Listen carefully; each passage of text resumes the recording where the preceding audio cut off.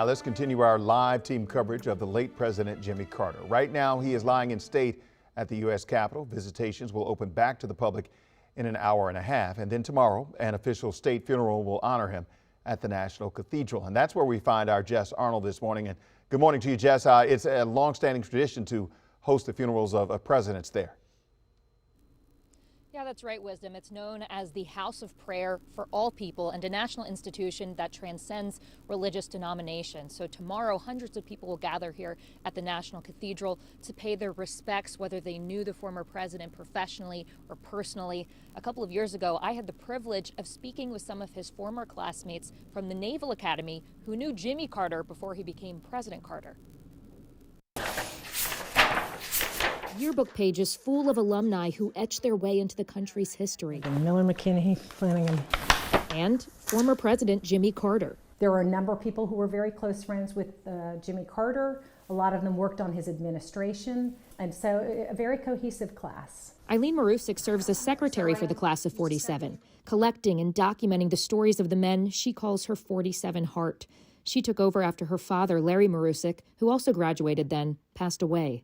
The best part about taking this was that I was able to channel my dad because they lived the same military experience he lived. And as I see them passing away, it's been joyful, but it's sad. The ones left living, all at least in their late 90s. Some still remember the midshipman who would go on to be the 39th president of the United States, like class president Jack Stevens, who was in the same cutter crew as Jimmy Carter. A cutter's a type of boat. And people ask, well, how was he? Well, he was absolutely non-demanding. Of course, he hadn't been president at that time either, but he was easy to get along with, a neat wife. Joe Flanagan, who wrestled at the Academy and served in the Navy for years, remembers taking classes with Jimmy Carter. He was always a straight shooter, and I enjoyed his company. A lot smarter than I was in math and the sciences, but I was way ahead of him in English and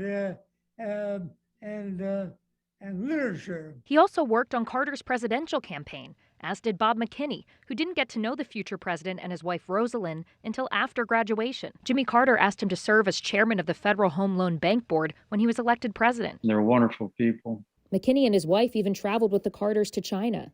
He wore the hell out of you. He was a very active guy. He swam every morning, so that's what kept him healthy. And he gave 3 talks a day while he was over there. And he wore me out just following him around. From sea to presidency, Academy alums have long been Carter's crewmates. I feel like it's been an honor to know these men. An honor to share these pages with each other and Jimmy Carter. Now, President Carter's funeral service here at the National Cathedral will be tomorrow at 10 a.m., and it is by invitation only. Wisdom. Jess Arnold, thank you very much for that report. 6:37 is the time right now. There are a ton of road closures, parking restrictions, and changes on Metro because of services for former President Carter. To see how they will impact you, all you have to do is text road closures to the number on your screen. Text road closures to that number, 202-895-5599.